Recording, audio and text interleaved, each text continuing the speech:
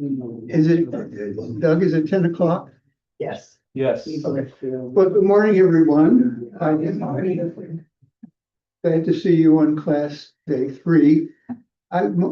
Most of you must know that we think Michael Connelly will appear during this session. And then I suggested to him at 11. You should be louder, Bill. Can he be Is- louder? Move closer. Closer to his mouth. Is that better? Morning. Hi. Okay.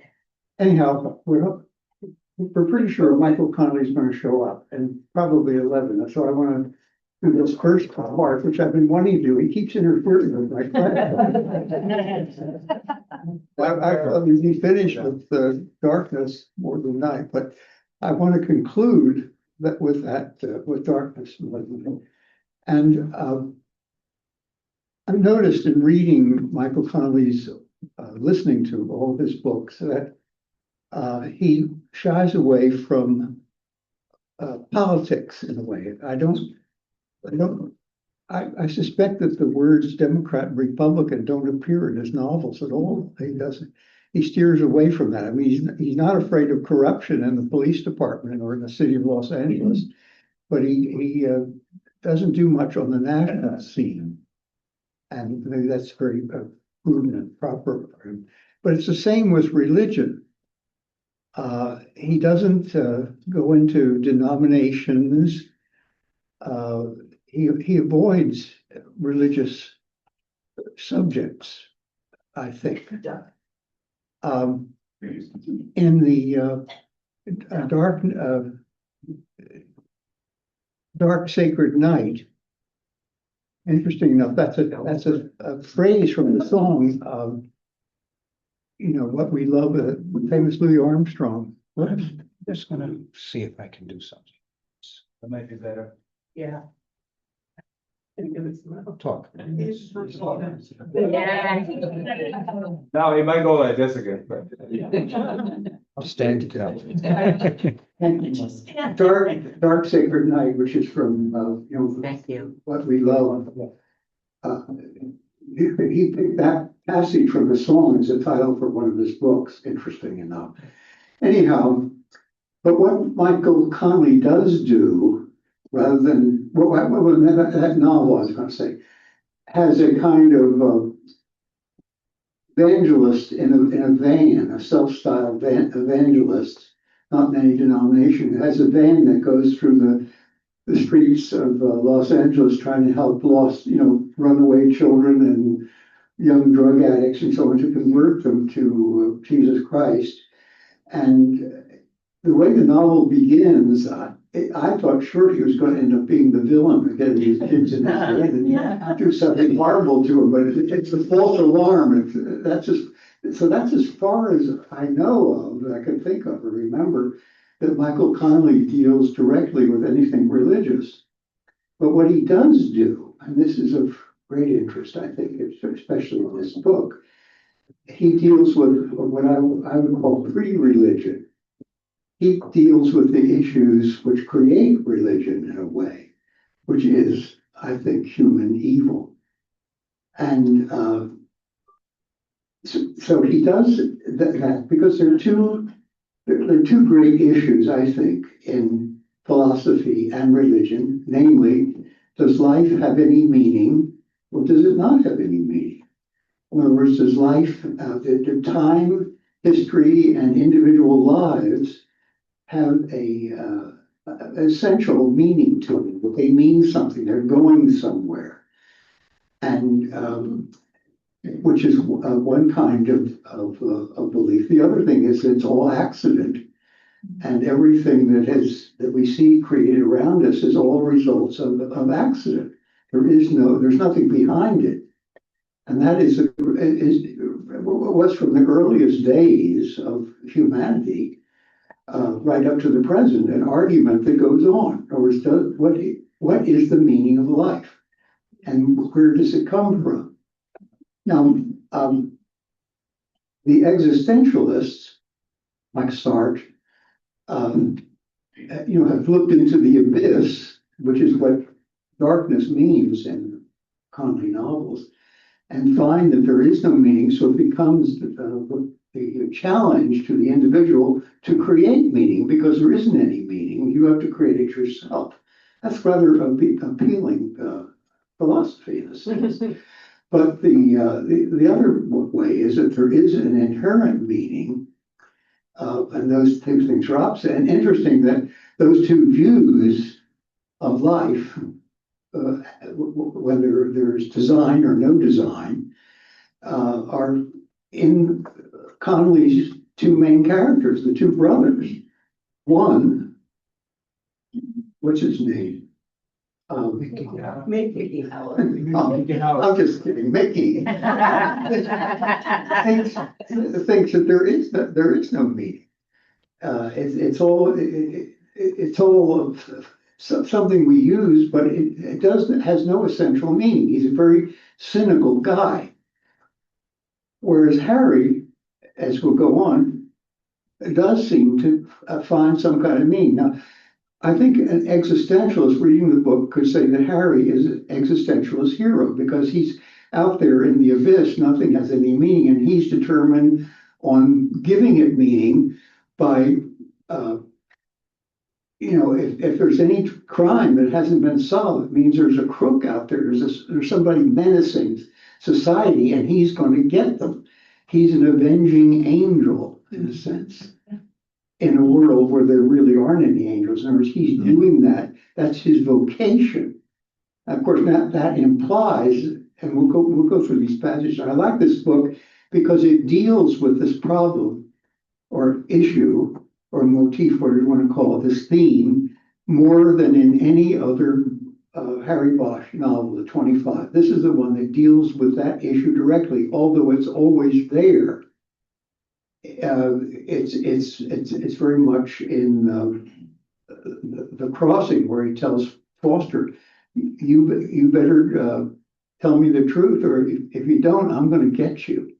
I'm going to get you, and that always thinks that's where he's always interested in the cold case, something that hasn't been done. I stand for the dead, he says all the time.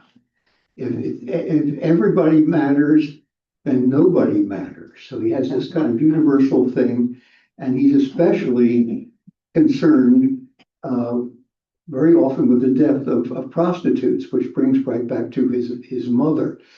So all that is part of that. So interestingly enough, of course, he gets his idea from Harry, not only from Hieronymus Bosch in a way, but from Raymond Chandler. That passage that I had you listen to at the beginning of the 13th chapter of Little Sister, essentially is Philip Marlowe driving through the Garden of Human Delights, which is Los Angeles, and it's like he's driving across that painting and showing all the follies, all the frivolous things that people are doing that are all damned in a way. That's what he's doing, and I can't help believing that Raymond Chandler named his character Marlowe after Conrad's character in The Heart of Darkness. Marlowe, this is the further, as far as you can go. And I don't think that's an accident, because that vision of Conrad as the heart of darkness is very much what Raymond Chandler has, the same kind of vision. But I think, and I know I have a reading list of at least 3 great detective novels I'm not familiar with, which may be, but of the novelists I know, and why I like Michael Connelly so much, he goes into this problem of evil. It's not shoplifting, it's not cheating on your income tax, it's not a crime of passion, it's not somebody who kills to get an inheritance. He goes into real wickedness. And not that isn't wicked, but really the depth of wickedness, which always gets into the society itself. So, okay, so I want to look at this morning at 4 passages in the darkness. So, Delby, could we have the first one? Sure. That's the Cielo Azul, right? Yeah.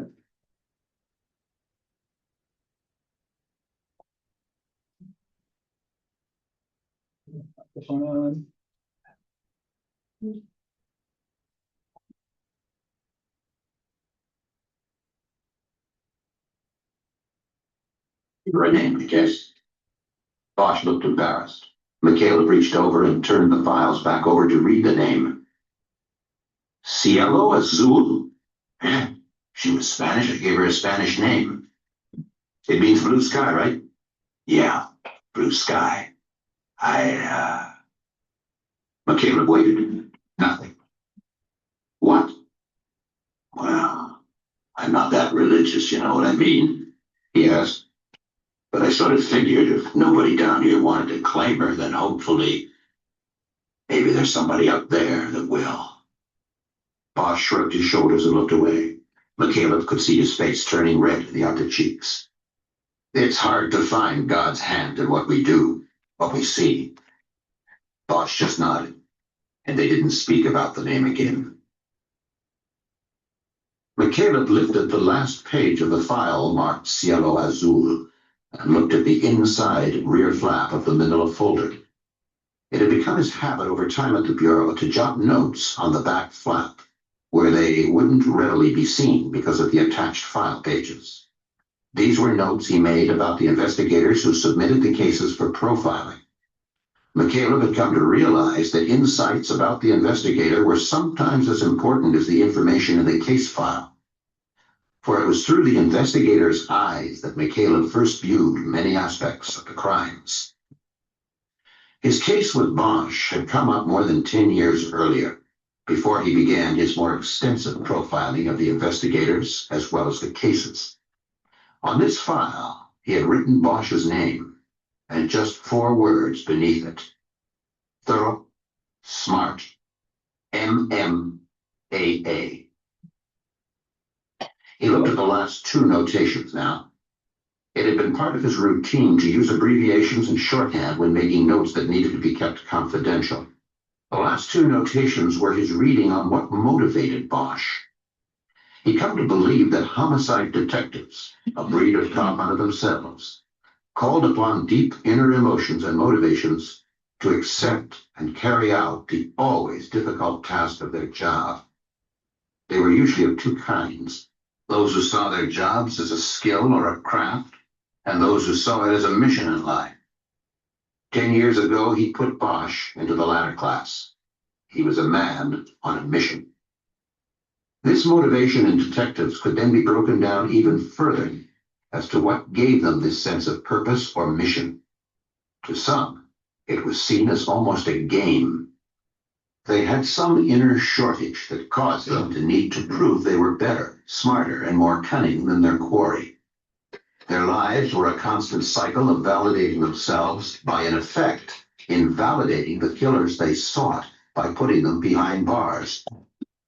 Others, while carrying a degree of that same inner shortage, also saw themselves with the additional dimension of being speakers for the dead. There was a sacred bond cast between victim and cop that formed at the crime scene and could not be severed. It was what ultimately pushed them into the chase and enabled them to overcome all obstacles in their path. Michaela classified these cops as avenging angels. Okay. It had been his experience that these cop angels were the best Are the best. Okay, so that's clearly he sees that vocation in him, and it's interesting. The beginning of our novel, that first thing where Eddie Gunn is lying on the prison floor, and he says, "What are you?" He says to him, "What are you, a priest? You think I'm going to confess to you?" So of course that sets the whole thing up there. And the thing, I don't want to get preachy about this. And the great thing about Connelly is that he avoids being preachy in this sense that he does this character. He's just showing a very engaged man and what engages him. But he goes into, as I say, more, I think, and I have 3 new detectives to look at, goes deeper into the problem of evil and crime than any other detective novel, including Philip Marlowe, that I know of. But of course, there are lots I don't know. All right, let's have the next one then, Doug. Okay. This is when Telly starts getting wise to Bosch's possible killing of Eddie Gunn. But it might be worth a try. So he comes to visit. When he was in the tank, the night before he got put down and I checked in on him. I also talked with the Metro guys who brought him in on the deuce. They said they asked him where he'd been drinking, and he said he'd come out of a place called Nat's. It's on the boulevard about a block from Musso's and on the south side. Okay, I can find it, McCaleb said. Oh, what about a tone in his voice? What's the connection? Well, see, Nat's was the same place he'd been drinking that night 6 years ago when I first made his acquaintance. It's where he picked up that woman, the one he killed. So he's a regular. Looks. Thanks, Harry. I'll check it out. How come you didn't tell this to Jay Winston? Bosch shrugged his shoulders. I guess I didn't think about it. She didn't ask. McCaleb almost put his beer down on the speaker again, but instead handed it to Bosch. I might go check down there tonight. Don't forget. Forget what? You hooked the guy who did it. You shake his hand for me. McCaleb didn't respond. He looked around the place as if he had just walked in. Can I use the bathroom? Down the hall, on the left. McCaleb headed that way while Bosch took the bottles into the kitchen and put them in the recycle bin with the others. He opened the refrigerator and saw he was down to one soldier left in the six-pack he bought on the way home from tricking Annabelle Crow. He closed the refrigerator when McCaleb stepped into the room. That's a crazy fucking picture you got hanging in the hallway, he said. What? Oh, yeah. I like that picture. What's it supposed to mean? I don't know. I guess it means the big wheel keeps turning. Nobody walks away. McCaleb nodded. I suppose. You heading down there to Nat's? Thinking about it. You want to go? Bosch considered it even though he knew it would be foolish. He had to review half of the murder book in preparation for his continuing testimony the next morning. Nah, I better do some work here. Get ready for tomorrow. Okay. How'd it go today anyway? So far, so good. But we're playing softball right now. Direct. Tomorrow the ball goes to John Reason and he throws it back inside and fast. I'll watch the news. McCaleb stepped over and stuck his hand out. Bosch shook it. Be careful out there. You too, Harry. Thanks for the beers. No problem. He walked McCaleb to the door and then watched him get into a black Cherokee parked on the Okay, street. that's it. They started out right away. Okay.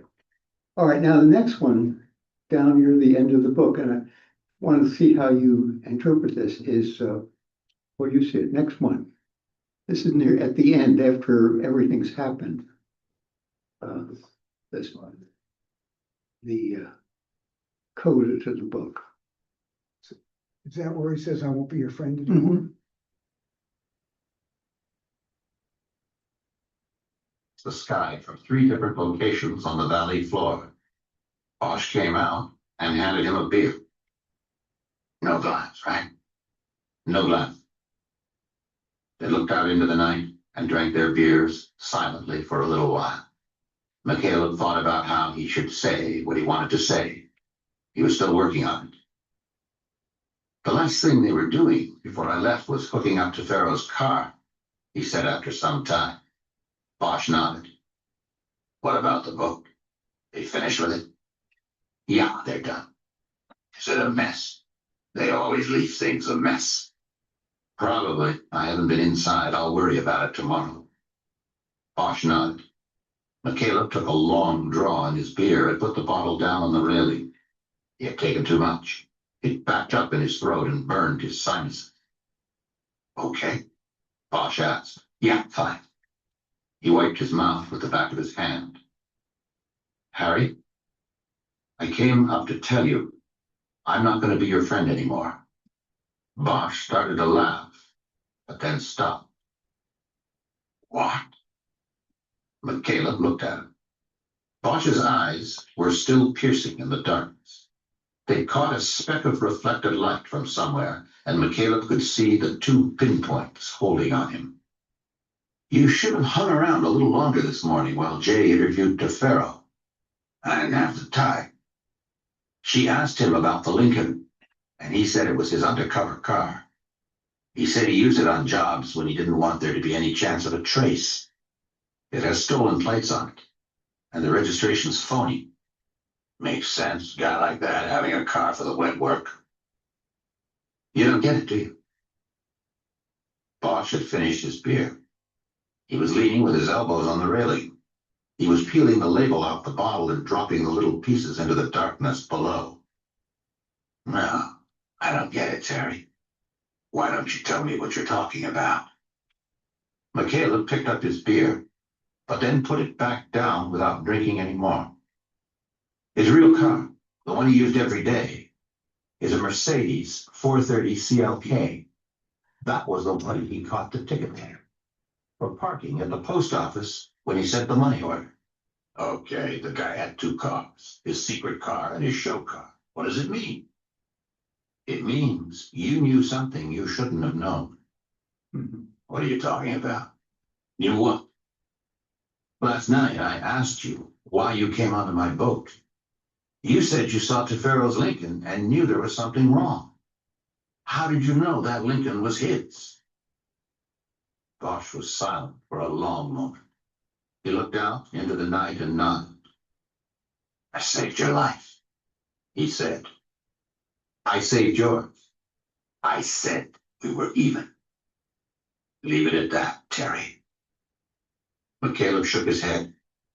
It felt like there was a fist in his stomach pushing up into his chest, trying to get to his new heart. I think you knew that, Lincoln, and knew it meant trouble for me because you had watched Tefero before. Maybe on a night he was using the Lincoln. Maybe on a night he was watching Gunn and setting up the hit. Maybe on the night he made the hit. You saved my life because you knew something, Harry. McCaleb was quiet for a moment, giving Bosch an opportunity to say something in his defense. That's a lot of maybes, Terry. Yeah, a lot of maybes and one guess. My guess is that somehow you knew, or you figured out back when Tefero hooked up with Story, that they would have to come after you in court. So you watched Tefero, and you saw him draw the bead on Gunn. You knew what was going to happen, and you let it happen. McCaleb took another long drink of beer and put the bottle back down on the railing. A dangerous game, Harry. I almost pulled it off. But I guess if I hadn't come along, you would have figured out some way of pointing it back at them. Bosch continued to stare out into the darkness and say nothing. The one thing I hope is that you weren't the one who tipped Tefero that Gunn was in the tank that night. Tell me you didn't make that call, Harry. Tell me you didn't help get him out so they could kill him like that. Again, Bosch said nothing. McCaleb nodded. You want to shake somebody's hand, Harry? Shake your own. Bosch dropped his gaze and looked down into the darkness below the deck. McCaleb watched him closely and saw him slowly shake his head. We do what we have to do, Bosch said quietly. Sometimes you have choices. Sometimes there's no choice, only necessity. You see things happening, and you know they're wrong, but somehow they're also right. He was silent for a long moment, and McCaleb waited. I didn't make that call, Bosch said. He turned and looked at McCaleb. Again, McCaleb could see the shining points of light in the blackness of his eyes. 3 people, 3 monsters, are gone. But not that way. We don't do it that way. Bosch nodded. What about your play, Terry? Pushing past the little brother into the office. Like you didn't think that would start some shit. You pushed the action with that little move and you know it. McCaleb felt his face growing hot under Bosch's stare. He didn't answer. He didn't know what to say. You had your own plan, Terry. So what's the difference? The difference? If you don't see it, then you've completely fallen. You are lost. Yeah, well, maybe I'm lost. and maybe left found. I'll have to think about it. Meantime, why don't you just go home now? Go back to your little island and your little girl. Hide behind what you think you see in her eyes. Pretend the world is not what you know it to be. McCaleb nodded.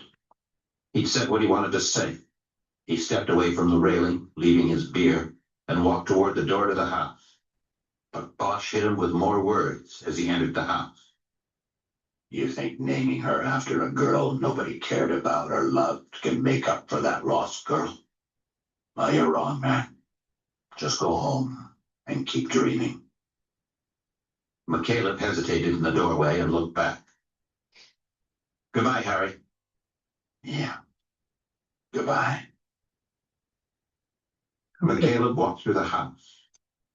When he passed the reading chair where the light was on, he saw the printout of his profile of Bosch sitting on the arm of the chair. He kept going. When he got to the front door, he pulled it closed behind him. Okay, Chapter 47. okay. Well, that's pretty powerful stuff, isn't it? It's really getting right to the essence is can you, a great issue, I mean, it starts with Adam and Eve. Can you do good by doing evil? And it's necessity to do evil, and that's what, of course, Harry is confronting Harry with. And Harry says that he did not tip Rudy off about Gunn being in prison and therefore set the whole thing. So again, with typical in novels is everybody's following everybody else. You know, there's so many plots that here is we find out that Harry has been trailing Rudy all along because he knows that they're going to try to, because he's the chief investigator on the trial against Story, that they're going to try to set him up somehow. So he's watching him, and that's what Terry gets onto, that he's been following Rudy all along and knows that he uses this Ford, this town car, similar, of course, the one that Holler uses, and so he's been aware of this, and therefore he knew that these guys were going to release Eddie Gunn and probably kill him and somehow blame it on him. And Terry sees all that, and so and he's claiming that Harry knew this too, and therefore Harry is somehow guilty in killing this guy, which earlier we heard he'd shake the hands of anybody who killed Gunn, he said earlier. So that Terry is accusing him of crossing the line. Now he says that he didn't tip him off. Do we believe that or not? What do you think? Any ideas on that? I have a question. Yeah. You've done so much reading of these works. Does Harry ever lie? And not by saying nothing. So we know sometimes he says nothing. But does he ever actually lie? Yeah, he often lies, actually, especially when he's interviewing somebody in the jail. He lies, you know, just like the police say, well, your partner already confessed that you did it, something like you lie to them, so you get them to confess it. He lies quite a bit, but he thinks that's all for the good, and he doesn't really think, and he doesn't think that's evil what he's doing. He thinks it's just part of the job. So yes, he is capable of lying. That's true. And outside of that interrogation, outside of the interrogation, Outside of interrogating, does he lie? does he lie? Okay, I'm trying to rack my mind right now if I can come up with something. Does he ever lie to the reader? To who? Reader. Lie to the reader. Yeah. Does the narrator lie to the reader? No, there are books where that happens. I don't think Connelly lies to the reader. Yeah. I think I'm sure there are other things that he lies. I think with his girlfriend, sometime he tells a white lie. He's trying to do the right thing or not scare them or something like that. There are a lot of white lies, I would say. I can't think of a major time where he did lie, but he also many times has gotten people he did with Lieutenant Pound, he's responsible for them being killed. So he's not trying to do that, but his efforts to do good cause a lot of damage to people who aren't, who may be fools, but they aren't evil people. And that's not the only case of that. There are other things like that. And Madeline, I may have mentioned this last time, she's into that too, because she's just not the cute little difficult English girl like my daughter when the phone came for her one time when she was 15. And I answered and I handed her the phone, she wiped it off. She loves me now, but Madeline is stiff with her dad. She does not give him information. She is very much like many teenage daughters are with their parents. I mean, she talks a lot to her friends, but she's very tight-lipped with the parent. That goes all the way through it. But Madeline was playing some kind of game that she was playing with crime in a way. You have to read the Nine Dragons to get it. But she is the one that she kind of faked a kidnapping that she was doing something, and that was a catalyst, a whole chain of events that eventually caused her mother's killing. So she's like her father. She is also doesn't mean to do that, but that happens often in the novels. There's some consequences, like what gets Harry removed from law altogether was that he tracks down, I think in the burning house, that I think that's the one. This police officer. In other words, Harry has finished his career with the Los Angeles police, and he tries for a while to be a private eye, and then he finds out that a little pocket individual town in Los Angeles County called San Fernando, sort of an original town, has its own police department because it's not part of the city of Los Angeles. It's a little city or village within the city, and they're looking for a retired officer. So he gets a job there. But in doing the job there, he finds out that one of the cops was a leak to a criminal that caused a chief witness his death. And as a result, then Harry goes after the cop and tries to work that out. But the cop then locks himself into Harry's office, which is part of the prison in the city of San Fernando police, and tries to hang himself. And that causes a whole big police investigation, and San Fernando has to fire him, and Los Angeles won't have him, so he's out of it then. What novel is that? I think that's the Two Kinds of Truth, where he's working on that case comes up. I think that's the end of it. And that was the last time that Harry could be a cop. And that's why he hooks up with Renee Ballard to help her to do closed cases and so on. So he works through her. She's a great help to him because he doesn't ever want to stop going after the cold cases. So that's what happens. So, but then he says that McCallum has done the same thing. He led the little brother of Rudy into it and caused a whole train of events, which eventually got the little brother killed and so on. So he throws it back to him. My own feeling is that Harry did not. We don't know.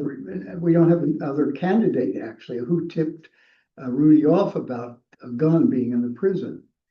I tend to believe Harry, but he still realizes that in some way he is involved in getting Gunn killed. He still feels some guilty about that. And he himself is in self-examination, is wondering, was there a necessity there? Had he done the wrong thing?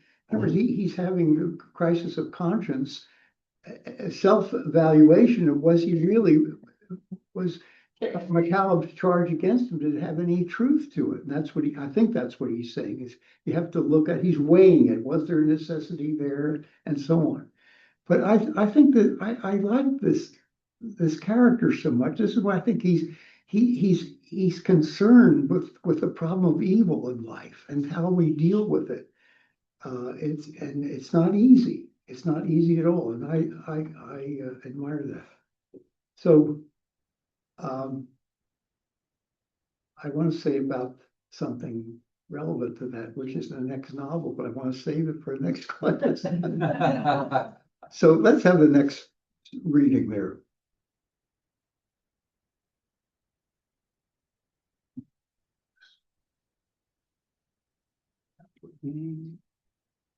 $47, right? This is the last chapter in the book. Bosch stood with his arms folded on the deck railing and his head down. He thought about McCaleb's words, both spoken and printed. They were pieces of hot shrapnel ripping through him. He felt a deep tearing of his interior lining. It felt as though something within had seized him and was pulling him into a black hole, that he was imploding into nothingness. What did I do? He whispered. What did I do? He straightened up and saw the bottle on the railing, its labeled gun. He grabbed it and threw it as far as he could out into the darkness. He watched its trajectory. He could follow its flight because of moonlight reflecting on the brown glass. He heard the glass explode when the bottle impacted in the brush on the rocky hillside below. He saw McCaleb's half-finished beer and grabbed it. He pulled his arm back, wanting to throw this one all the way to the freeway. Then he stopped. He put the bottle back on the railing and went inside. He grabbed the printed profile off the arm of the chair and started ripping the 2 pages apart. He went to the kitchen, turned the water on, and put the pieces into the sink. He flicked on the garbage disposal and pushed the pieces of paper into the drain. He waited until he could tell by the sound that the paper had been chewed into nothing and was gone. He turned off the disposal and just watched the water running into the drain. Slowly, his eyes came up, and he looked through the kitchen window and out through the Cahuenga Pass. The lights of Hollywood glimmered in the cut, a mirror reflection of the stars of all galaxies everywhere. He thought about all that was bad out there. A city with more things wrong than right. A place where the earth could open up beneath you and suck you into the blackness. The city of lost light. His city. It was all of that, and still, always still, a place to begin again. His city. The city of the second chance. Bosch nodded and bent down. He closed his eyes, put his hands under the water and brought them up to his face. The water was cold and bracing, as he thought any baptism, the start of any second chance, should be. Okay, good. All right. Okay, now, what time is it now? 10:40. Okay, we can go on a little bit here. So let's begin with the crossing. Have you all finished that novel? Yeah. Everybody finished it? Okay. Well, I'll go right to the end, which is appropriate to what I've just been talking about. That the novel is interesting because it's only one other novel does Connelly allow the villains to have chapters to themselves. In other words, it begins with Ellison Long trying to wipe out Cisco on the Ventura Hollywood Freeway, and they have their own chapters. The other novel that has that I know that I can remember right away is the one called The Poet, which is by Jack McAvoy. But there are two poets in that novel but one of them really isn't the main one, but Connelly gives him chapter. He's a kind of child molester, potentially. But the real villain is the head of an FBI unit who's been killing it. Somehow he just wants to kill people.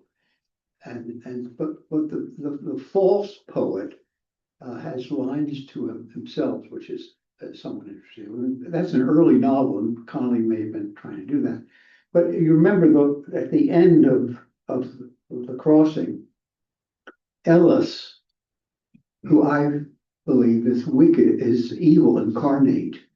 The way he has to smash Lexi Parks's face and everything, and he confesses to that when he's on the deck behind the house. He knows he could have gotten away, and his partner Long is a kind of a buddy friend of McCallum's.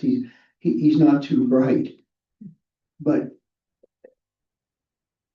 Ellis is kind of evil, and also like the devil, he's a connoisseur and gourmet and so on. So when he takes the jewels from Dr. Schumer's place, he goes to 2 bottles of French wine that are the very, and he takes those for himself. And he's got this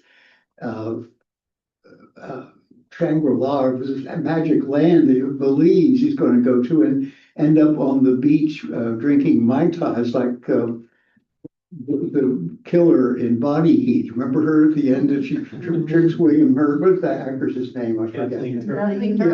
So she, at the end of the movie, she's having, Cabana boys bring her Mai Tais on the beach and gets away with murder. And that's what Ellis is aiming for and can do.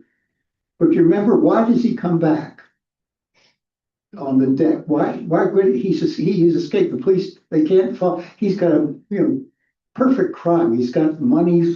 He's going to Belize. He's got some private airplane. He's got some way to get there. He's going to escape. Why does he come back to you could say take revenge on Bosch for figuring out what his crime was? Why does he come back? He says so. You remember it? What is it? Loose ends? Pardon? Loose ends? Loose ends. Yeah, explain that. Yeah. Oh, well, he felt that Harry was a loose end. He had information, he knew what was going on, and he wanted to eliminate him. Yeah. That would complete everything on his escape. Yeah. Right. But he also he says he recognizes as being the kind of diabolical, intelligent guy. He realizes that Bosch will follow him to the end of his life. That there's not going to be an escape. His whole point, again with the cold cases, is that there's some crook out there who's perpetrated, who's still dangerous. So he realizes that he can get away to Belize, but somehow or other he's still in danger because of Bosch's. He recognizes Bosch's power. Really, that it's going to come and get him somehow or other, maybe 20 years from now. So it's very interesting that the novel ends that way. All right, now a little bit about Mickey Haller. He first appears in the Lincoln Lawyer, and that's the only Connelly novel besides Blood Work about McCallum that was made into a movie. By the way, McCallum reappears in a novel called The Narrows, and this is when a novel in which Harry is suspended, is off the police department before he he's retired actually from police, and he's still getting involved in cases, of course. And in that novel, the crook who got away in The Poet returns, and he has some kind of vengeance against McCallum, and has actually been in Catalina and actually on the boat record. So there's this whole danger of, is McCallum in danger, and they're trying to follow and track this guy down to get him. And that's a very good novel. They're all very good. It's called The Narrows. But in the thing, McCallum dies, and everyone thinks that this particular criminal, I forget his name right now, killed him by taking away his 38 pills he has to take to keep him alive. But it turns out that McCallum actually committed suicide. That his heart was failing again. The pills weren't working, and he removed the things from the stuff. So that's another sad, tragic thing in the whole Bosch series, I think. Anyhow, so Haller begins with the Lincoln Order. He's wounded. We find out in the second novel, which is called The Brass Verdict, and that is a very interesting novel. I'm going to, next class, I'm going to show a couple of lines from that one. Do that next time. But he's recuperating, and he's, of course, looking for work that he can get. He's always interested in money. Harry is interested in enough money so he can put his daughter through college, to Chapman College. And he's just worried he's worried about just enough money to live on retirement and put his motorcycle together, which was the one similar or the same one that Lee Marvin drove in the Wild Bunch. so he just wants to put his motorcycle back together. Of course, he can't really stick to that. So, any case, he gets often the Haller novels begin with a brief case. They don't go from one crime to another, but they often begin as this one does with a showcase of Haller in court, of how he gets somebody out, gets a prisoner, a crook out, or gets a lesser sentence for them, or something like that, and what he's engaged in. And the DA that he beats in his in clever way is defeated. His name is Vincent. And then he drops, because he had this big career in the DA's office, he drops his career and becomes a criminal lawyer like Haller. And they keep this kind of friendship going on. So that when he dies, or actually is murdered, in his will, he's left all his clients, his whole law practice, to Haller, which is helping a great bit. So he's on this. Yes. Since Michael's coming at 11, shouldn't you have a break now? Can you all stand it? Let me just finish this. Wait a minute, they may want 10 minutes, you should ask. I'm sorry. Anyhow, on this case, Bosch gets involved in the same case, sort of in this novel, they come together. But he then is more and more successful. And of course, this one begins where he is begging Harry, now his known brother, to come back and help him on this crime. And Harry's having great trouble in crossing over to help his scumbag brother, as the police call these necessary to go on. Okay, so are there any questions that you want to ask before? And let's take a little break, and hopefully Michael will appear. Any questions you have for me? I have one. Yeah. When you mentioned before at the end of the first book, that at the end of The Crossing, that Ellis came back because he was afraid that Bosch would never give up and would get him at some point. Yes. Could it also be that he wants to show that he can beat the good guy, that evil will prevail, that he's going to come back and kill him, to be the winner, that he needs to win? Right. Which is exactly what the devil is up to. Yes. That's what it's very, very true. That's part of what he's doing. This kind of the evil will triumph. That's what he's after. So, any questions on anything so far? Well, then I have a question for Michael. Yeah, well, save your questions for Michael. I've got a couple myself. Okay, so let's take a break. He'll be here in a second. And if he doesn't come back, you have to put up with me. Wow, you have quite an audience out there in the Skyward University. Hey, Bill, why don't you talk about keep talking about the crossing before Michael comes up? Oh. Well, I want to.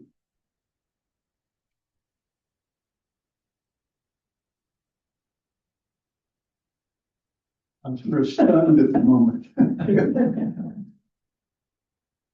So I just add that Mickey also gets people killed. Yeah, You know, his chauffeur, right. other people that are innocent people, and because of how he works, he also gets innocent people killed. And he has a team, Cisco, who's a biker, who is his investigator. Yeah. And and Long take him out on the, almost getting killed. So he's lost his investigator, and that's why he persuades his half brother to come into it. And there's a whole process that goes on in the novel of Yes. Yes. that Michael Connelly. Yeah. Hold on. Are you there? Yeah, I'm here. Well, welcome.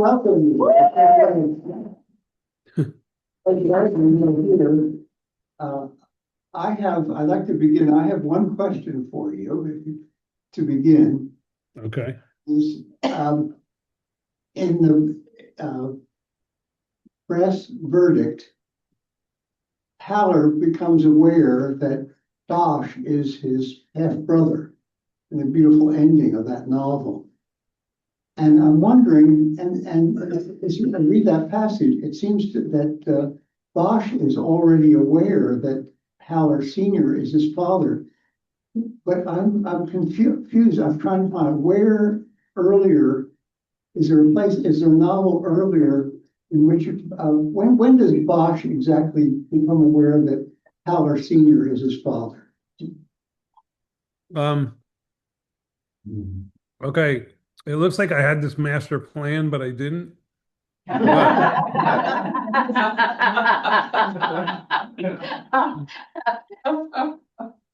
In my second book, came out in 1993.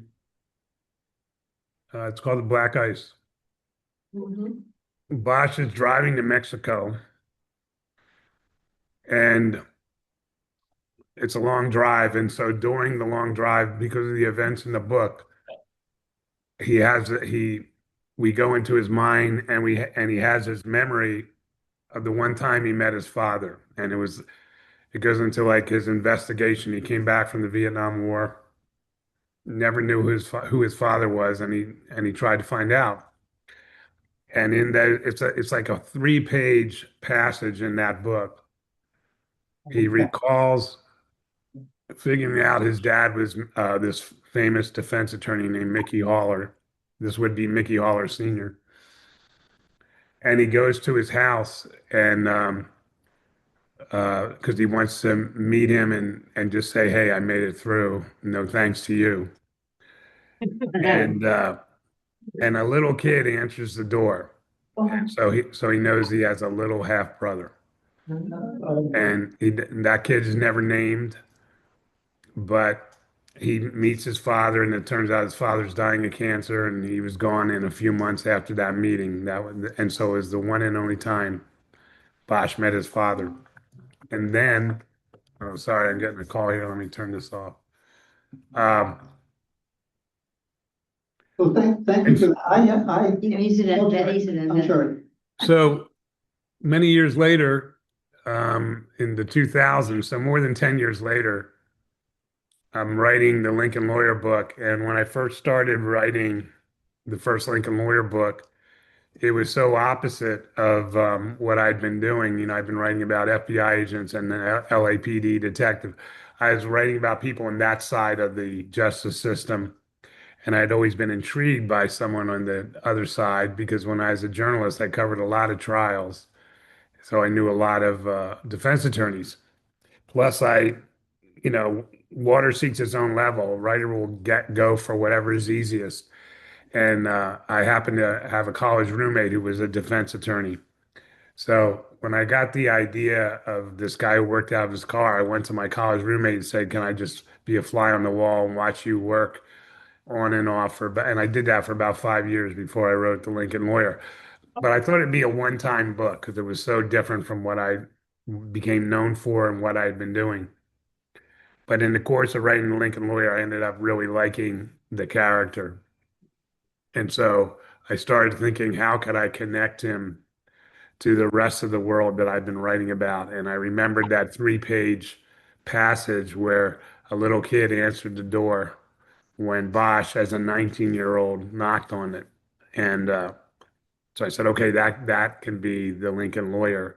And therefore, there'll be a relationship to Bosch. And so when I set that up, you have to assume Bosch knew all along. I have a half brother, and my dad was named Mickey Haller. So when another lawyer named Mickey Haller Jr. is around, he knows right away that's my half brother. He just never made any effort to reach out to him until that brass verdict case. Well, Wow. thank you for that. I remember that there was one of the novels. I remember the passage you're talking about in Black Ice, but I thought it was in The Last Coyote. So I got my computer genius grandson to search The Last Coyote for the word howler, and it's not in the book. Well, I mean, I didn't think of going to Black Ice. Yeah, thank you for that. Yeah, I shouldn't have said that part about not having a master plan. I should have told you. I knew 12 years before I wrote The Lincoln Lawyer that someday I would do it. And then I had this amazing master plan, but that's not how it works. Some more questions here. Yeah, I have one. In Crossing, you set up the idea that that when Harry goes to work for his half brother, that he's crossed a line and he's now excluded from the community of that he'd been in before as a policeman. I was in the public defender's office in Los Angeles from 1969 to 1974. And in those periods, all of our investigators were retired sheriffs or retired policemen, and they still went drinking at night with their former buddies who they used to work with at the same bars. Because I know I was in those bars with them back then, as a 25-year-old young lawyer. And is there something that happened during the 80s and 90s that caused this community to separate? Because I remember, my memory is that the defense side and the prosecution side were very much part of the same community, and they communicated with each other. And you set up the Crossing that communication had stopped. Yeah, I think what you described is mostly accurate. I mean, that happens, and as you say, the DA's office investigators are retired cops, the public defender, the federal public defender, because they want people who have experience investigating things. So two things at play. There are some people who can't accept that, and they say you've gone to the dark side. So that does happen. I think it's a minority of the time, because I think everyone knows if you believe in the justice system, then you got to believe that everyone should have the best defense possible, and and it should be a fair playing field. So intellectually you believe in that stuff, but there's always going to be, I think, animosities between cops and defense attorneys and the people who work for them. Then when you get to fiction, you amp that up because you have to have that kind of conflict on basically every page. And what I love about Mickey Haller and his investigator Cisco is that they're such underdogs. The whole power and might of the state is against them, and Right. And I often have described the Civic Center, where these tall buildings dedicated to the FBI, the LAPD, and then there's one defense attorney to stand up against all that. So it's a classic underdog story, and to amplify the underdog status, you have that, the other side doesn't intellectually believe that you should be doing what you're doing, and to the best of your abilities, and because I need that conflict in drama in fiction, but it's not totally out of line in reality either. I think the worst cases, the homicides, murder of children, that really divides if a former police officer works for the defense. It makes it really difficult. Yeah, I would agree. We had that here in our county when a young man killed a young girl. And it really divided the criminal legal system on why would you defend that person, etc. No question. Just statement. The question from chat, Michael, is that after writing all those books about what human beings are capable of doing to each other, do you have any insights into what is wrong with us?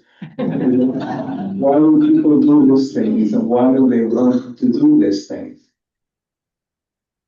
No, I don't really have insights. I mean, I think whoever wrote that, has it right. I always remember a line from the movie Chinatown, which happens to be my favorite movie of all time, where Noah Cross, the very wealthy pedophile killer, says, a man, you got to come to understand that in certain circumstances, a man is capable of doing anything, and I think that is the case.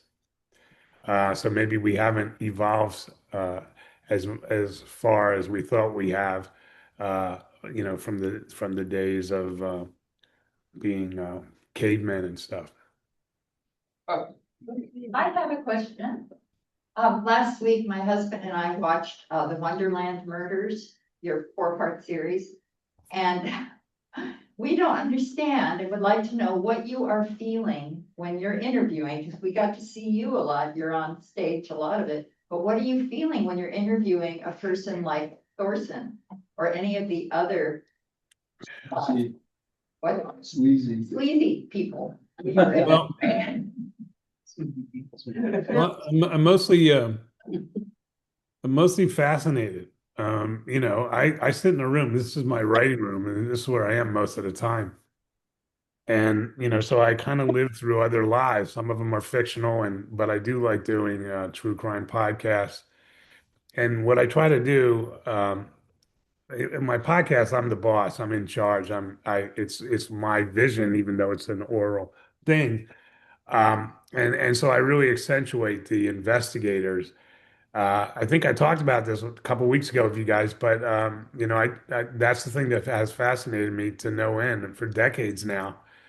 This idea of going into darkness as a matter of course of doing this. I'm volunteering to do this work, and going back to the last question, I'm going to see the worst things that people do to each other.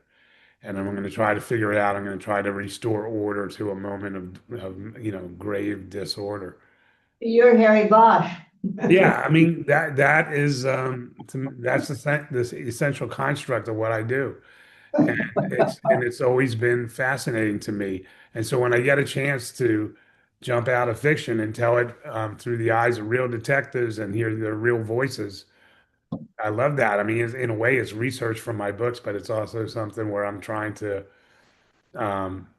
share that mission that some people feel. Some people in the world. I mean, there's homicide detectives that are 9-to-5ers, have a good way of keeping it at the office, and then there's others who take everything to heart, and they're the ones that are in most danger, I think, and they're the ones I write about. And they're pretty much gambling with their lives. And I covered crime for newspapers for 14 years. I mean, I lost count of how many detectives I knew who killed themselves. It's a horrible part of the job, and so that challenge or that noble cause of how do I do this and keep myself safe? How do I keep the darkness that gets inside of me from metastasizing into some kind of cancer that's going to make me kill myself? Uh, it's just it's a tough job to do right. It's an easy job to do wrong. And so I really admire the people that do it right and stay within the lines, or maybe put 1 foot over the line, but never 2 feet.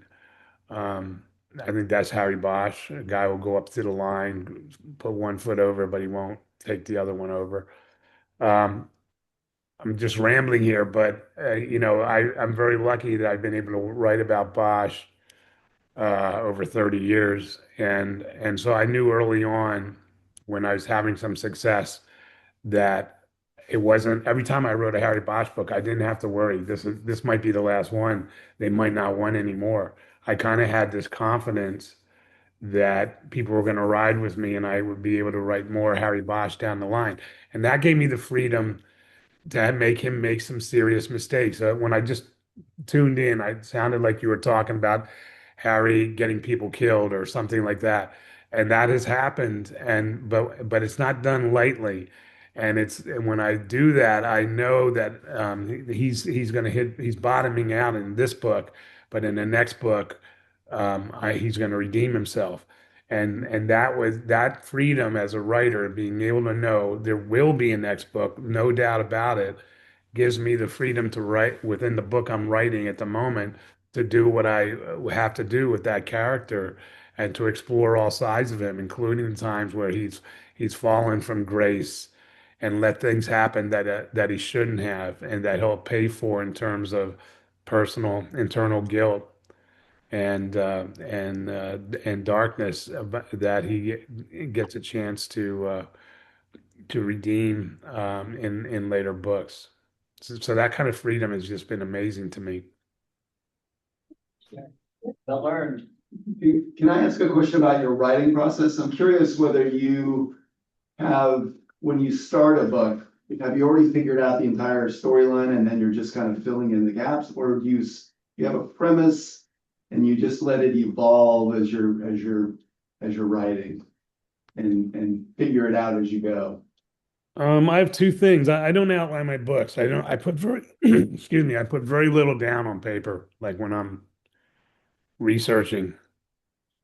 I mean, it's a tough enough job to write the book, so I don't spend a lot of time writing outlines or anything like that. I just don't do it. But in my mind, I have the premise, as you say. I know how it's going to start. That's the premise to me. And I have a very good idea how it should end. But my books generally run about 400 pages. So what I know is it adds up to about 50 pages. And so it's the 350 in the middle that I don't know. I don't know how I'm going to get from A to Z. I just know Z's out there. I know that Z is Z's the light at the end of the tunnel, and I'm heading that way. And it's a bit of a tightrope. It's a little dangerous to write that way because you make mistakes. And I make them in every book. And one of the skills I had to learn was how to throw out pages when you know in your gut you went down a wrong path. And so I haven't written a book yet where I didn't have to throw out pages. It's just a question of how many. And like one book, I actually threw out almost 200 pages because went completely off the rails. And that was a very long and hard decision to make. But I think I made the right one.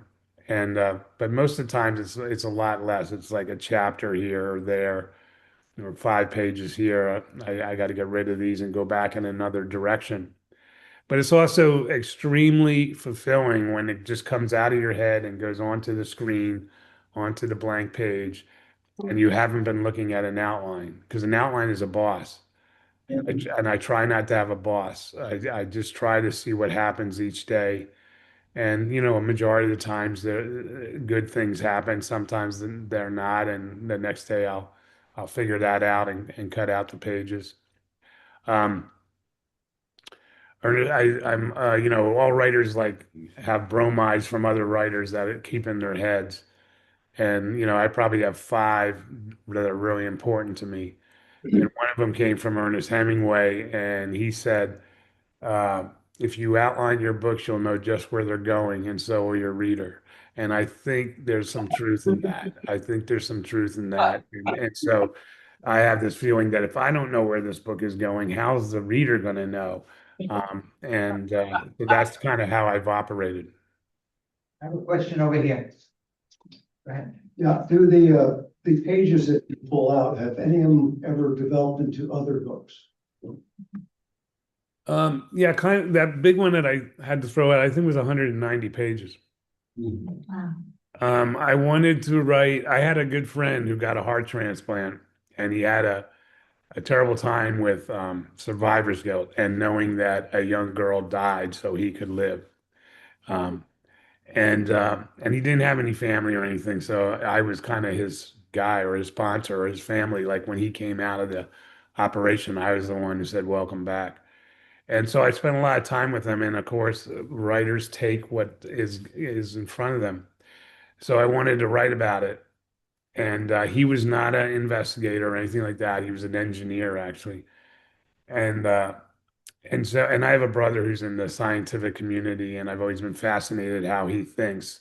It's a little bit like how a detective works on the cases, or how he works on he's in the vaccine world. And I was inspired by that. And so my idea was I'm going to write about a scientist who gets a heart transplant and finds out that he has the heart of a murder victim, and he uses his scientific methods to try to solve who killed her. And I went 190 pages into it, and it wasn't working. And so I started over. And what wasn't working about it was I write it for the most part, especially up until that point. This is a book that became called Blood Work. I usually write about people who are charged by society to investigate things. They're cops or journalists, and I had strayed into this world of scientists, and I didn't quite have it. I didn't feel like I had it, so I started over and made that character an FBI agent, and then that book worked, and that became the book Blood Work. But about three books later, I felt I had matured more, I knew more, and so I did go back and write about a scientist, and that book was called Chasing the Dime, and it was about a scientist who gets involved in a missing person who ends up being dead. And I think I think it was 3 years later, in the intervening time, I kind of got my ducks in order, and I like that book a lot. I would have to say it's probably my most unsuccessful book. It's a standalone. It doesn't get mentioned very often, but I personally like it a lot because it has my brother in it, and in a way, and it was also I moved into this is way back when there were very few cell phones, but I moved from one state to another and got all new phone numbers, and I kept getting calls for a woman who had my number previously, and all these people were calling for her, and eventually even her mother called, and it's kind of like you're her mother and you don't know her new number. And it was because she disappeared, and that inspired chasing the dime. Yeah, we have a question here. I have a question and a comment. It's about the line, everybody counts or nobody counts, which my comment is, I find myself thinking about that line regardless of who I see. When I meet people, I think about showing up for them as a person. But I'm curious where you got that idea from. It seems like everything you guys ask me is a long story. I'll try to be quick. I mean, I'm a disciple of Raymond Chandler. I think reading his books is what inspired me to want to be a writer. He wrote a lot of essays about writing, and he wrote one. It was called The Simple Art of Murder, and it covers a lot of aspects of writing mystery novels. And And one part of it is about like your guy has to have a code, or your woman, whoever you're writing about, has to live by a code or try to live by a code. So I was very much aware that Harry Bosch would have a code, and I wasn't sure what it was. Everybody Counts or Nobody Counts is not in print in the books till I think Last Coyote or maybe Concrete Blonde. I can't remember, but it wasn't in the first two books, and I was kind of formulating it. And one of the real detectives that helped me in my books that I would meet with, and I had breakfast with them a lot. And I'd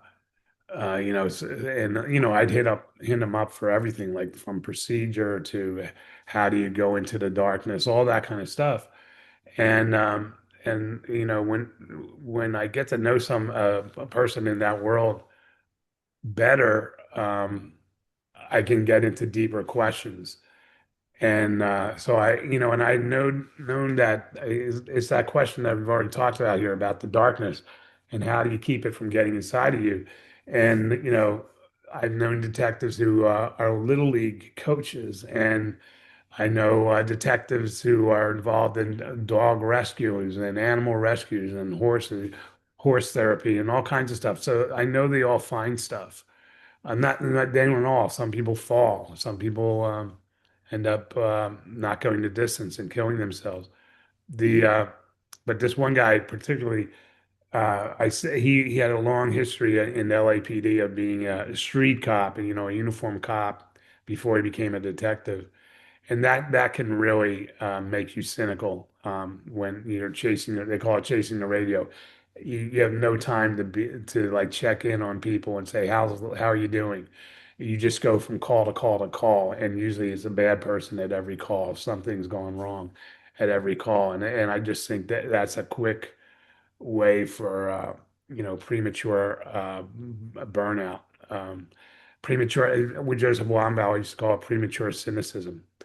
And so I asked this guy, how did you save yourself from that premature cynicism? And he said, one night, my mom saved me. And he said, I was on patrol. I was a sergeant, so I was in charge. And my mom, everyone in my family is college educated. I'm college educated, but I wanted to be a cop, and no one in my family understands that. So one day I asked my mom to do a ride along with me, and I was a sergeant, so I was alone in the car. It was just me and my mom, but I was in charge of what was going on in the south end of LAPD, and so there was a call went out for a major gang shootout in a Kmart parking lot. That Kmart was closed, so it was the big, vast, empty parking lot, and these guys started shooting at each other. So he gets there, and there's like three people on the ground that have been shot, and he says this to his mom, "Mom, I'm in charge of the scene till the detectives get here. Stay in the car. Do not leave the car. I'll try to be as fast as I can." And then he took charge of the scene, and um, two guys were already dead, and the third guy down was shot very badly, and like the a police assessment on the scene was he's not going to make it, and so Tim started stringing up tape, telling people what to do and all that stuff. He was commanding the scene and prepping it for the detectives, and he kind of forgot about his mom. And at one moment, he looks over to the car, and he sees it's empty. And he's going, "Oh my God, where's my mom?" And he looks around, and his mom is kneeling next to the guy who's dying, and she's holding his hand. And he was in the midst of being prematurely cynical, so he just runs up and goes, "Mom, what are you doing? I told you stay in the car. Go back to the car." And she said, "I just don't think anybody should die alone." And he said, "That saved me." And from that thing comes everybody counts or nobody counts. Wow. Sorry for the long answers. I want to know, do you write with a pen, a typewriter, or a computer, or sweet air? Wait, I didn't really hear that one right. What was that question again? What is your instrument of writing? Oh, Your instrument. yeah, it's a laptop. Okay. Before that, was it a typewriter? You know what? When I was in college, in journalism school, I did typewriter, but my very first job was the dawn of the computer. So, as a professional writer, someone who had a paycheck, I've only written on computers. And so I don't think I could ever go back to the typewriter.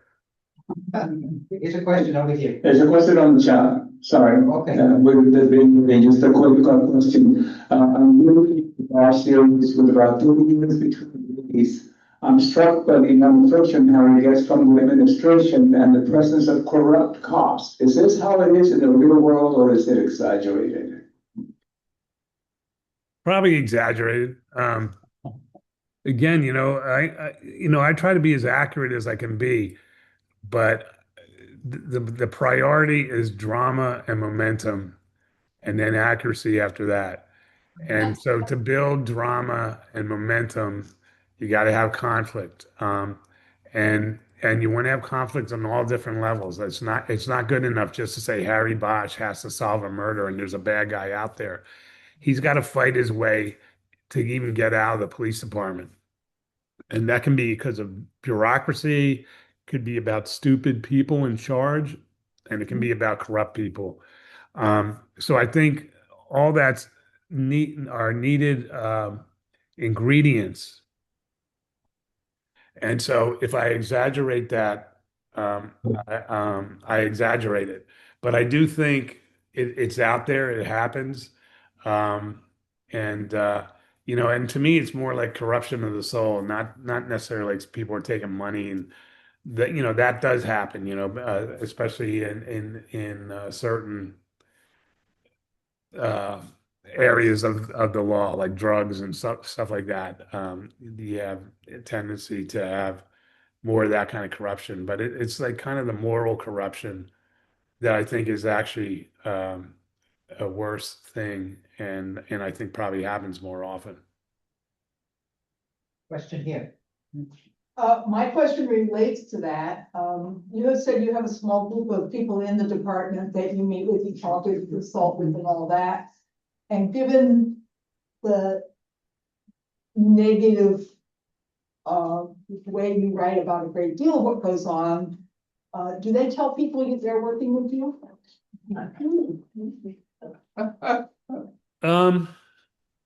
I think, I know of jealousies that have happened because people know that some people are working with me, and there's been, it's all kinds of stuff has happened. Once it gets out, some people who have helped me have been targeted, like trumped up internal affairs investigations that lead nowhere but cause them a lot of trouble. So yeah, I think for the most part, whatever I have in my books as far as corrupt cops and bureaucracy, at the center of it is a cop that every cop would like to be like, and it's Harry Bosch. So for the most part, I don't have trouble with law enforcement people thinking I'm a bad guy, or no one should help you because you say bad stuff. On occasion, I get that kind of stuff. I get a lot of FBI. I'm hard on the FBI because they're an easy foil for Harry Bosch. So every now and then I'll run into an FBI agent and he'd say like, "I wish you'd treat us better," that kind of stuff. But for the most part, people understand what I'm doing, and at the center of it is this guy who tries to operate under the idea that everybody counts or nobody counts. And if every cop felt that, if that was their code, we never have the kind of things that we have like in Minnesota and so forth. It's a really I know it sounds like I'm bragging, but I think it's the solution to all our policing problems is if everyone adopted that code. And so, the people, first of all, I should say, if you do this for a living, if you're a cop and you do this for a living, I don't know why you'd read my books. I'm an amateur. I don't live your life. I'm trying to get your life right. But I always find that even very interesting that people that do this for a living would bother reading novels about that world. It's very kind of strange to me. Okay, we have a question here. Did you know from the beginning that you were gonna have Eleanor and Maddie come along? Because that's a pretty big change for Harry's outlook on life, especially after Eleanor was killed. I didn't know from the beginning, but I knew. I talked before about how I got at some point I got this freedom, and this confidence and this knowledge that I'm going to write about Harry Bosch as often as I want, for as long as I want. And that's an amazing gift to give somebody, to give a writer.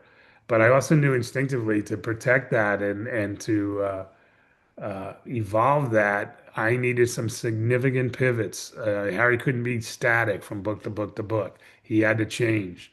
And I think if you look at the books, he went from a guy who saw the world in black and white terms to a guy who now knows it's gray.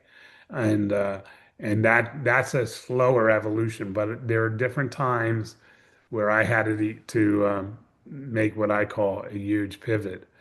I think the first books, Harry Bosch, is all about kind of building a barrier around him so no one can get to him, and so he was alone in the world. No one can get to him. And then in the book, he suddenly finds out that he's a father, and now he can be gotten to. Any parent knows they can be gotten to through their kid.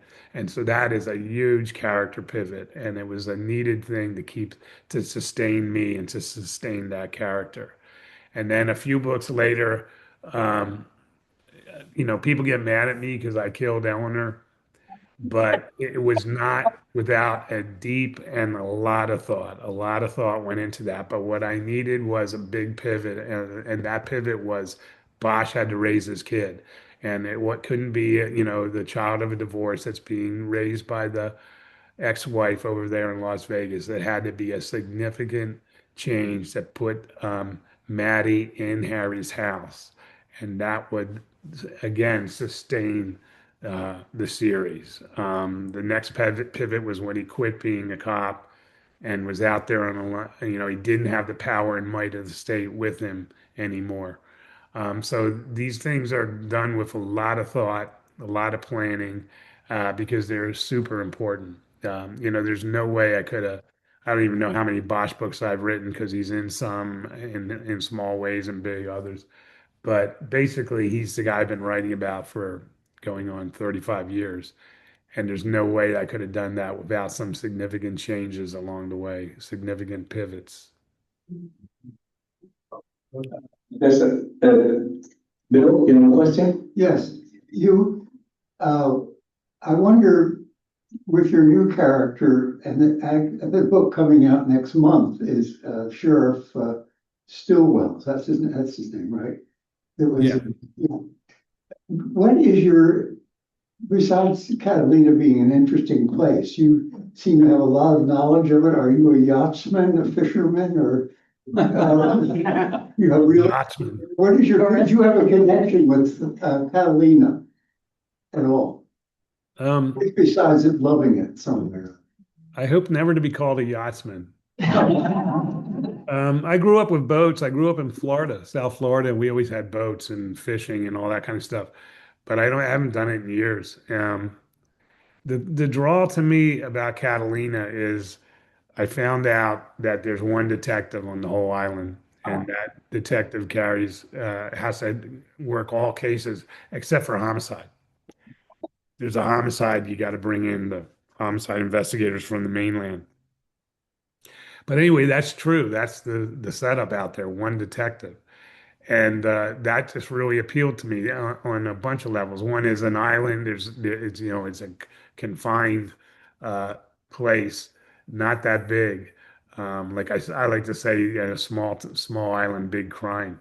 And whatever happens, and it just the variety is really something that I treasure and crave. Because when I'm writing about Harry Bosch, it's like murder, murder, murder. That's what he does. And I like writing about someone who's else. But the biggest draw to me about writing about the lone detective on an island is like the film High Noon. It's like a Western. There's a one sheriff in town, and when the bad guys are coming in and he's trying to find someone to help him, they all turn their backs. So it's him. So in a way, it's kind of like an underdog story, but it's also someone who has to be resourceful on their own to deal with everything. And that's a really attractive character to me. So it's another one of these books. I wrote one. I went into it thinking like all those things I just talked about, but can that be sustained over a series? So I thought it'd be just one book, but I ended up liking Stillwell so much that I wrote a second one. And what happened was, I've been going out to Catalina since the late 80s, but it would be like once or twice a year. I'm by no means an expert on it. When I started writing the book, I went out more often, but I was an outsider coming in, and the first book led me to meet people. Like people reached out to me and said, "I liked your book, but you got this wrong, or you missed this thing or that." And I said, "Oh yeah, well then let's have a meeting, let's have breakfast, or let's have a drink."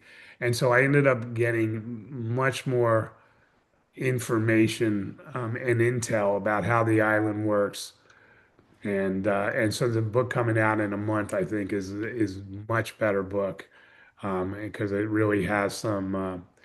Yeah, I think. I mean, this is me bragging, so who knows if I'm right? But I just think it feels like very insider to me, where the first book was very amateur to me.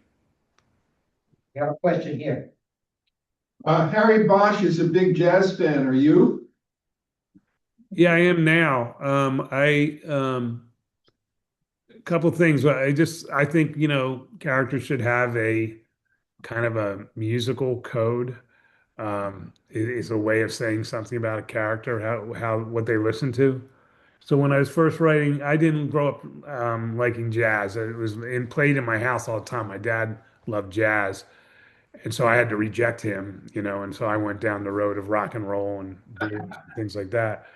Um, but it was in my house. I heard it. I heard John Coltrane a lot. I heard some Miles Davis, that kind of stuff. Um, my dad was partial to saxophone, and so I don't want to make everyone feel bad, but my dad was dying of cancer when I was writing the first book. So I really took stuff from him as an acknowledgement of him. So I took his music. I took him being a smoker, which killed my dad. And so I took a lot of aspects of my father um, and put them into Harry Bosch, and the music seemed appropriate. Yeah. Right, so a question from the chat, the last question from the chat. Sorry, guys, want to give the chat people, and I'm going to try to simplify it. What changes might you expect about policing in the future based on all you've learned? And I want to add that I had a question along those lines, which is with new technology, or dealing with databases, and police wearing webcams, cryptocurrency, so how has crime chasing has changed? You used to chase the bad guys, now you chase the data. In other words, so what are you expecting in the future? Well, I first got to say, I write fiction. I've kind of talked about what I'm trying to do and what's important to me. So I kind of chafe at this idea that I'm an expert on policing. I'm really not. Hopefully, I'm an expert on writing about a character, but there's no doubt that technology is changing policing in advanced ways, in very quick ways. Just in the 30 years I've been writing about Harry Bosch, the changes have been, monumental, and through technology. And I think the two most significant over the 30 years, I think, are DNA and cameras. Cameras on cops, cameras on phones, cameras on buildings, and um, and that's why a thing like the Samantha Guthrie case stands out because they haven't been able to solve it, and yet there's all these cameras everywhere in that neighborhood and so forth. So we've come to expect through technology that crime fighting may be easy or that that no one should get away with anything, and yet they do. But at the same time, I think that it's had uh, most of all, a very positive effect. But I also feel that cameras on cops, in particular, has kind of thrown a blanket over a little bit over officers, because they know everything is going to be second guessed, because it's recorded what you said, how you deal with people, and I think it has made a cutback on um, cops following their instincts and just kind of holding back, and not doing anything beyond what's required. And that's not in every cop, but I think I see that a lot in the patrol cops in the LAPD. We have a question here. Doug, can I have another question? You have Harry as a tunnel rat in Vietnam because he goes from this orphanage, runaway, somehow he enlists in the army, and because he's a small man, he's given that MOS and that skill set. Did you develop that part of his character from interviews, or just some relative that had that position or that darkness, if you will? It's again, like take everything you can. Here comes another long answer, but I paid attention to the Vietnam War because I thought I might end up there. I was in the last draft. And so all through high school, I paid attention to it. And also, my dad built houses, and usually in big developments, so he'd have multiple houses going at once. And I worked for him, and I worked on a crew. We had a dump truck, and it was like three guys. And one of the guys was just back from Vietnam, and he had been a tunnel rat. And he told me a little bit about it. And he had a full beard because he wouldn't tell me what happened to him, but he was trying to cover scars on his face because of something that happened in a tunnel.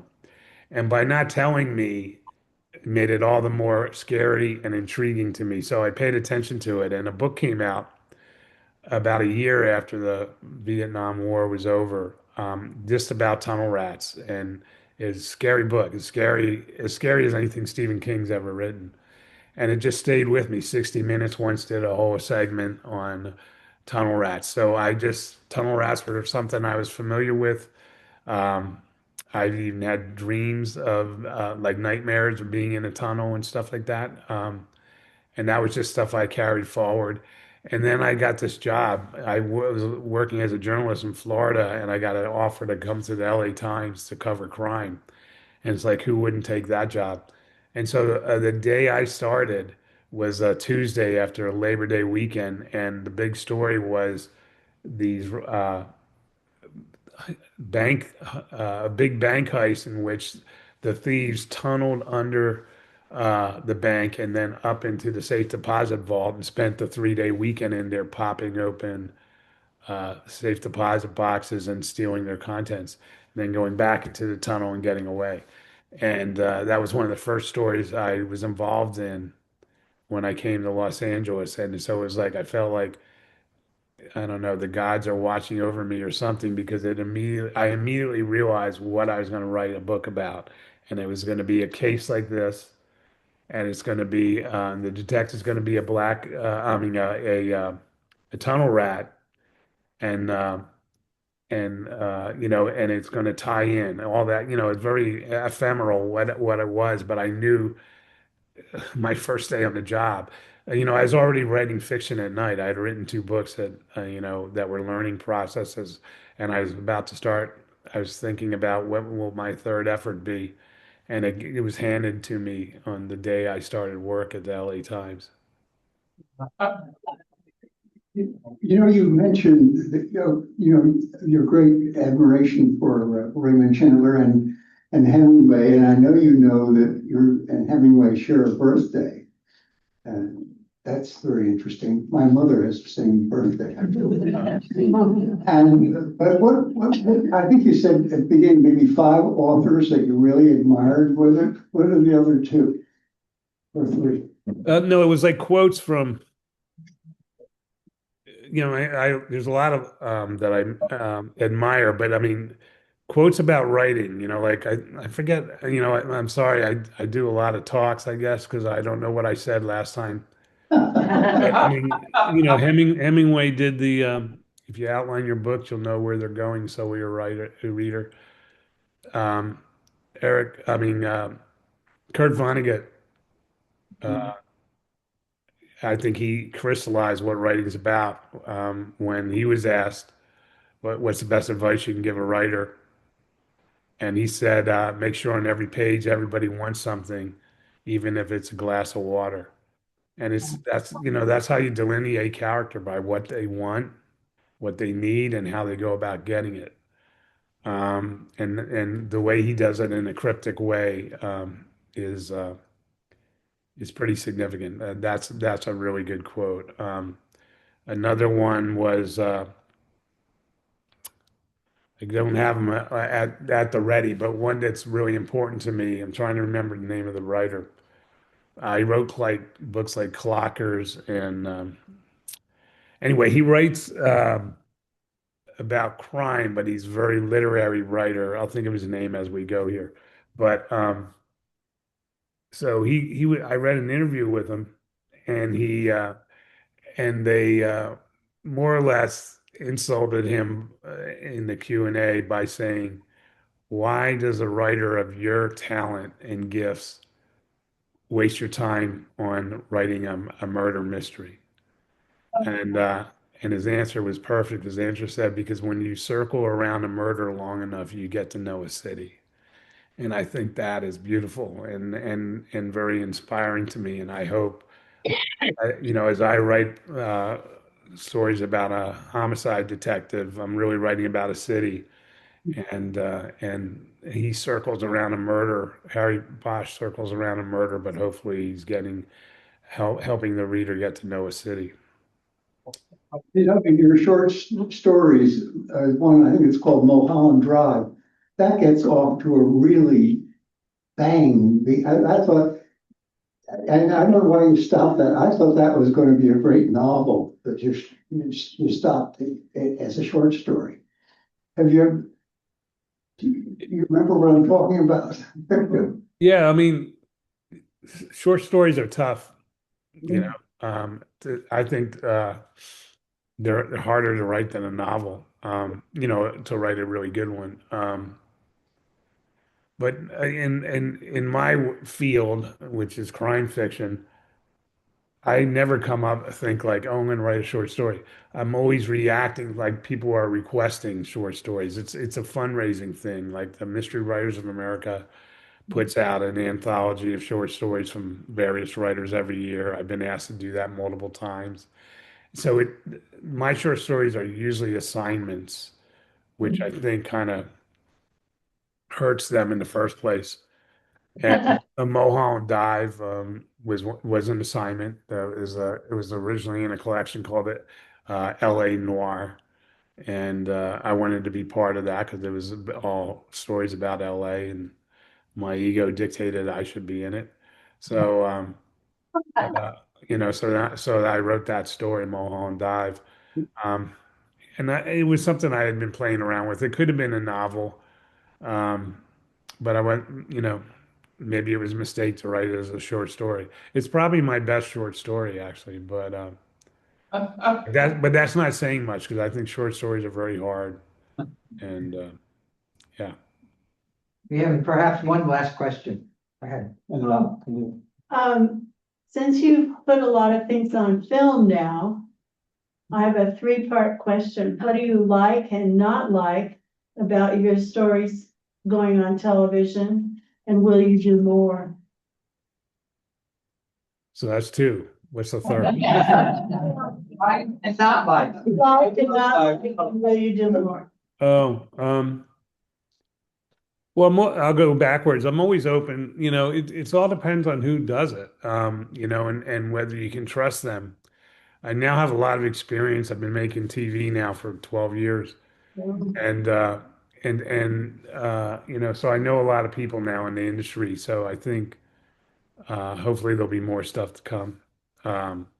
Yeah, I hopefully the Catalina book, that seems like it might go next at HBO. They seem to be pretty excited about it, and has David Kelly is a prolific TV guy, is writing that. So it's really about who you surround yourself with.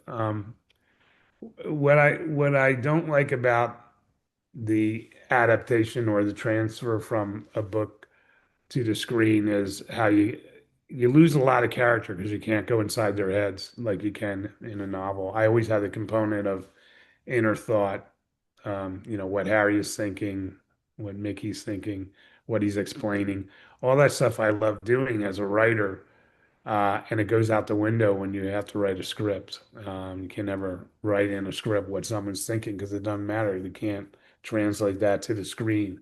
So that is the difficult or the thing I don't like about it. I think what I do like about it is the people, the camaraderie. When you write a book, you're in a room by yourself. I'm in a room by myself now, and I'll be here after this is over all day writing a book. It's fun to go to a writing room for a TV show where there's 8 writers and they're hashing it out, and there's camaraderie and pranking and all that kind of stuff. And then when you get to the stage where you're filming, it's a little city. It's like about 150 people. It takes about 150 people to make a TV show.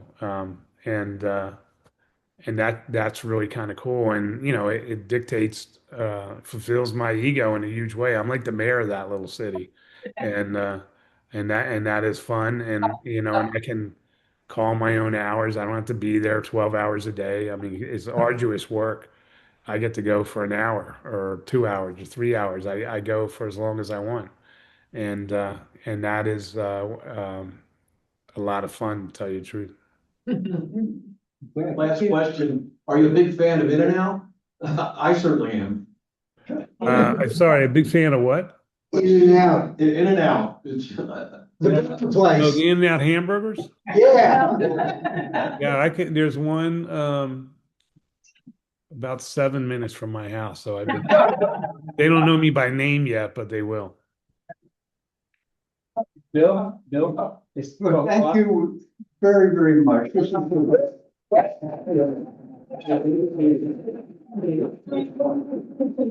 There's not an ocean behind you.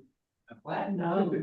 What is behind you we see a white windowsill and then there's some gray and beautiful sky. Is that ocean? No, actually, you're not gonna be able to see it. It's very gray and it's gonna rain today. But there's a mountain out there that has the Hollywood sign, but it's a sideways view of Hollywood, which my wife says is a healthy way to have a view of Hollywood.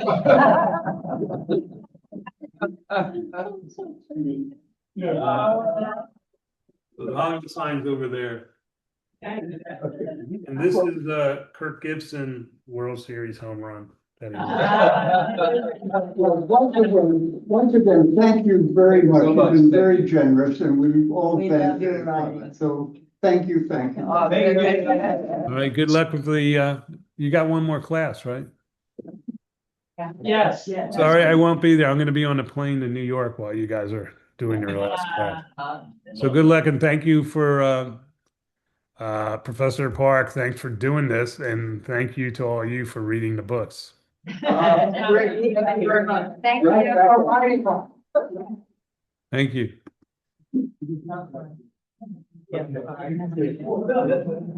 you.